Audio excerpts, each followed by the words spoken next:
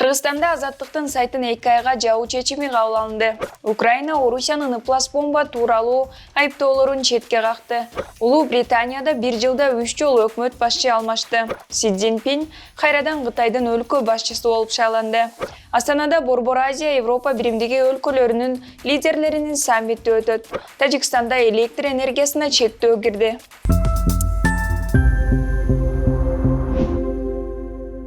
Кыргызстандын Маданият министрлиги Азаттык медианын сайтынын ишин 2 айга бөгөттөө чечимин кабыл алды.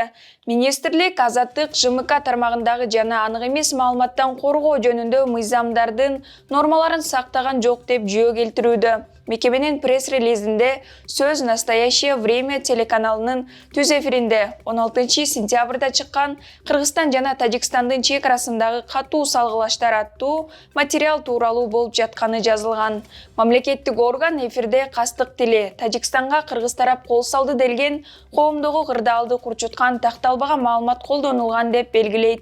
Мындан улам 24 октябрда Маданият министрлиги Азаттыкка кат жолдоп, Кыргызстан жана Тажикстандын чек арасындагы катуу салгылаштар деген аталыш менен түз эфирге чыккан берүүсүн 24 сааттын ичинде алып салууну талап кылганы белгилүү болду. Эркин Европа Азаттык радиосунун президенти Джейми Флай Азаттык радиосунун жана «Настоящее время» телеканалынын айланасындагы соңку окуяларга байланыштуу 26 октябрда билдирүү жасады.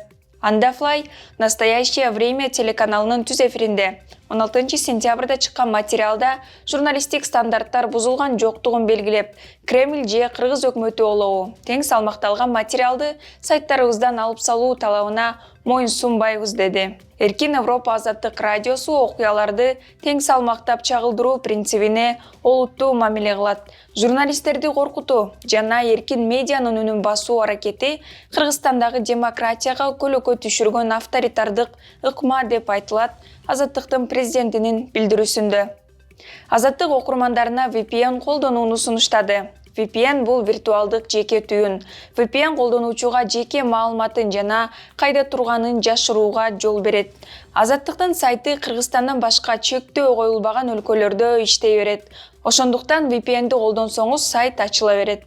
Жана Азаттыктын тиркемесин Play Market жана App Store'дон көчүрүп алып, маалыматтарды окусаңыз болот. 16 сентябрда чыккан материалды Азаттык Кыргызстан менен Тажикстандын чек арасында орун алган куралдуу кагылышууну чагылдырган. Анда «Настоящее время» телеканалынын Кыргыз жана Тажик кызматынын журналисттери кырдаал тууралуу эки өлкөнүн расмий органдарына таянып маалымат беришкен. Анык эмес маалыматтан коргоо жөнүндө мыйзам президент Садыр Жапаров бийликке келгенден кийин кабыл алынган. Ошол кезде Медиа Полиси институту жана бир катар укук коргоо органдары мыйзам көз карандысыз ЖМКларга каршы иштеши мүмкүн деген кооптонуусун билдирген эле. Орусия Украина ыплас бомбаны жардырганы жатат деп айыптоодо. Орусиянын коргоо министри Сергей Шойгу 23 октябрда Франциянын, Түркиянын, Улуу Британиянын жана АКШнын коргоо министрлери менен байланышып, Орусия Украина өзүнүн аймагында ыплас бомбаны жардырууну пландап, кийин Москваны тактикалык ядролук курал колдонду деп айыптаганы жатканын билип калганын билдирген. Бирок дүйнө басылмалары Шойгу эч кандай далил келтирбегендигин жазып чыгышкан. Ыплас бомба деген эмне? Бул жардыруучу кадимки бомбалардан айырмаланып, радиоактивдүү заттар кошулган курал. Анын кыйратуучу таасири учактан ташталган бомбадан ашпайт. Бирок ал аймакка радиациянын тарашын шарттап, көп жылдар бою жашоого жараксыз кыларын немец эксперттери айтышат. Киев Москванын айыптоолорун калп деп атап, Украина ядролук куралды жайылтпоо келишимин колдой турганын баса белгилеп, эч кандай куралды колдонуу ниети жоктугун билдирген. Зеленский бул күнкү кечки видео кайрылуусунда Шойгу чет элдик министрлерге чалды. Бирок алар баарын бул согуштагы мүмкүн болгон ыплас нерсенин булагы ким экенин түшүнүп турушат деп жооп берген. Ал эми Орусиянын тышкы иштер министри Лавров Киев тарабынан ыплас бомба даярдалганы тууралуу маалымат кайра текшерилгенин жана бул Москванын куруу айыптоосу эмес экендигин айтты. Анын айтымында Орусия бул маселени БУда көтөрүүнү көздөп жатат. Ошондой эле министр орус тарапта ыплас бомба менен алектенген конкреттүү Украин уюмдары тууралуу маалымат бар деп кошумчалады. Анткени менен алардын атын атаган эмес. Ал арада Улуу Британия, АКШ жана Франциянын тышкы иштер министрликтери биргелешкен билдирүү жасап, алар Орусиянын эскертүүлөрүн негиздүү деп эсептебей турганын жана эскалациянын ар кандай шылтоосун четке кагышканын баса белгилешти. Буга Кремлдин басма сөз катчысы Дмитрий Песков батыш өлкөлөрүнүн ишенбегени, Киевдин ыплас бомбаны колдонуу коркунучу жок дегенди билдирбейт деп белгиледи. Эки тарап бири-бирин айыптап жаткан мезгилде атомдук энергия боюнча эл аралык агенттиктин инспекторлору Киевдин өтүнүчү менен Украинадагы эки өзөктүк объектиге барып текшерүү жүргүзүшөт. Муну уюмдун башчысы Рафаэль Гросси жарыялаган. 25 октябрда 42 жаштагы Риши Судан Улуу Британиянын жаңы өкмөт башчысы болуп шайланды. Сунакты жаңы кызматка расмий түрдө Британиянын королу Чарльз 3 бекитти. Жолугушуудан кийин Риши Сунак Даунинг-стритке барып алдыда татаал чечимдер жөнүндө билдирүү жасады. Бир күндөн кийин ал жаңы кызматка киришкен министрлер кабинети менен жолугуп, мурунку премьер-министрдин каталарын оңдоого жана экономиканы турукташтырууга убада берди. Буга чейин Сунак партиялык лидерликке ат салышып, 45 күн өкмөт башкарып, катасын мойнуна алып отставкага кеткен Лиз Трасска утулуп калган. Трастын отставкасынан кийин Сунактын башкы атаандашы Борис Джонсон болот деп күтүлгөн. Бирок ал талапкерлигин алып салды. Сунак Британиянын тарыхындагы эң жаш өкмөт башчы болду. Улуу Британияда бир жылда 3 премьер шайланып атат.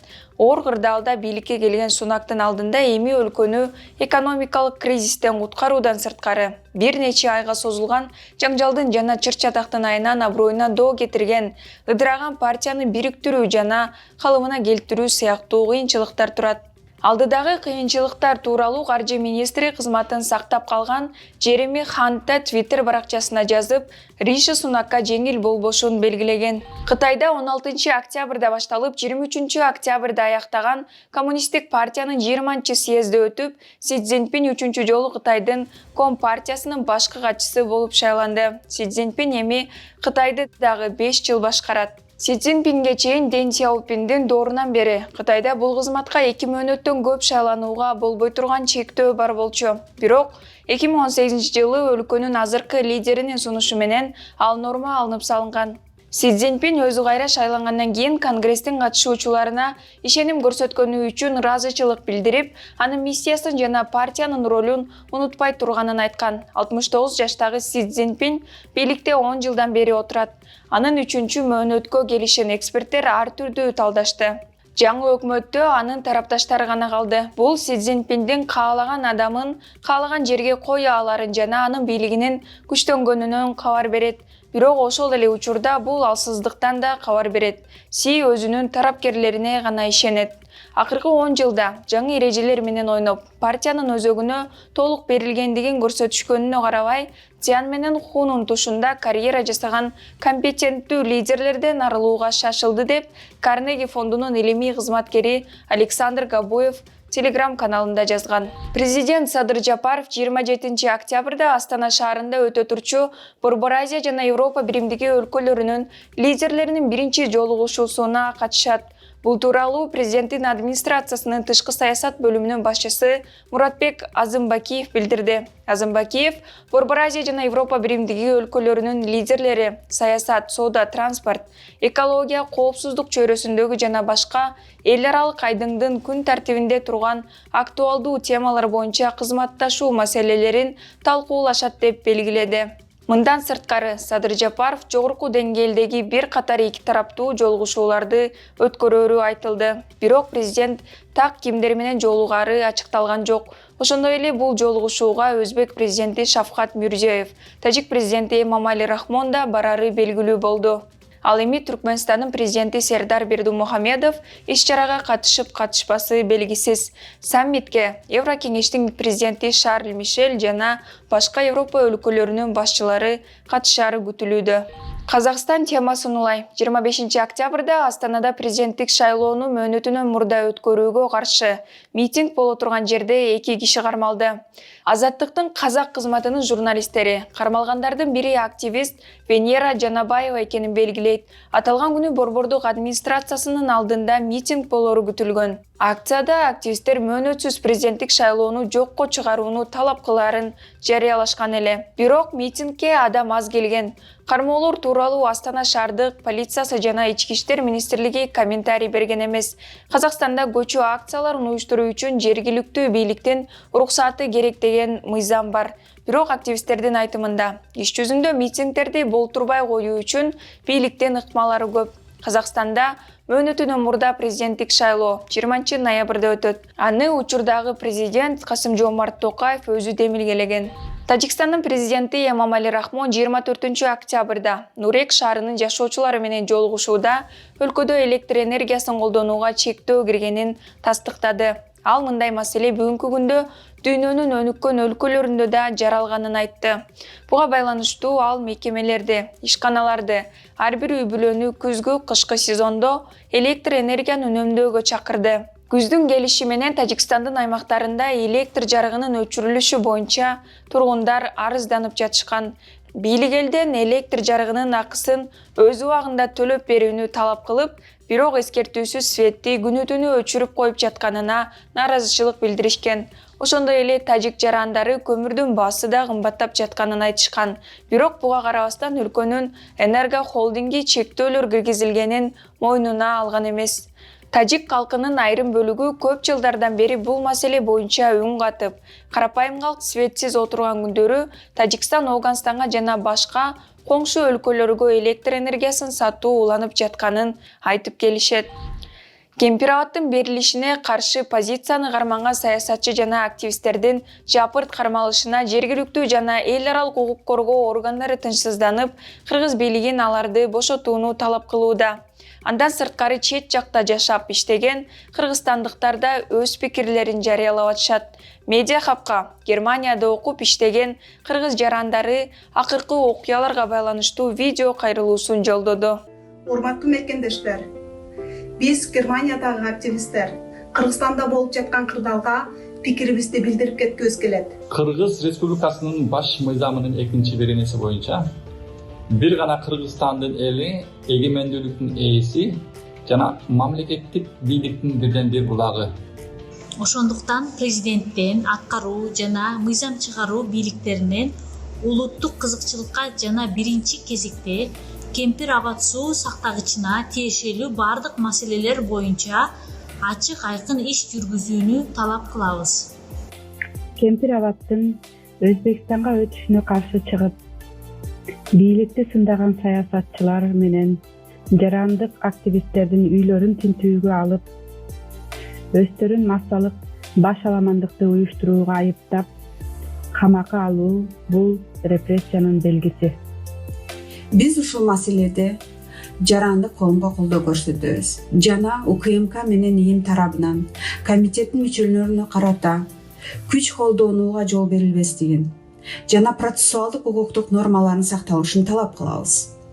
Анткени Кемпир-Абад чек ара маселелери коркутуу, зордоо жана камоо жол менен чечилбейт. Бийликтин бул сыяктуу иш-аракети жарандарды кыжырдантат, бийликке болгон ишенимди жоготот жана өлкөнү туңгуйук алып келет. Муну эгемен өлкөбүздүн акыркы 30 жылдык тарыхы далилдеди. Бийлик ар дайым жарандардын талаптарын жана пикирлерин угуп, өз эли менен эсептешүүгө милдеттүү. Кыргызстан негизинен Германияда, же болбосо Европада эгемен эли, туруктуу сөз эркиндиги, күчүрмөн жарандык коому, өзгөчө кырдаалдарда бир мушкундай бириге калган ынтымактуу жана намыстуу эр азаматтары менен таанылган өлкө. Бул биздин өлкөбүз үчүн зор жетишкендик жана бийик аброй. Бул жетишкендиктерди кандайдыр бир туура эмес саясий чечимдер менен алсыздандырып, куугунтуктар менен жоготуп алуу акылга сыйбаган иш. Учурдагы бүдөмүк геосаясий кырдаалда коомдук ажырымды жаратуу опурталдуу нерсе. Ал өлкөбүздүн эгемендигине бүтүндүгүнө жана келечегине кедегейси канат тийгизет. Биз жарандык активисттерге карата жасалып жаткан саясий куугундуктардын токтотулушун, жарандын сөз эркиндиги жана чогулуш эркиндиги болгон конституциялык укуктарын ыраттуу жана так сакталышын талап кылабыз. Андан тышкары, чек ара жана башка орчундуу маселелерди чечүүдө өлкөнүн эң мыкты ресурстары жарандык активисттер, тажрыйбалуу саясатчылар жана компетенттүү адамдар менен бирге иштешүүнү өтүнөбүз. Бул жумадагы маанилүү кабарларды мен Нурайда Жекшанова айтып бердим. Апта аягына чейин көрүшкөнчө.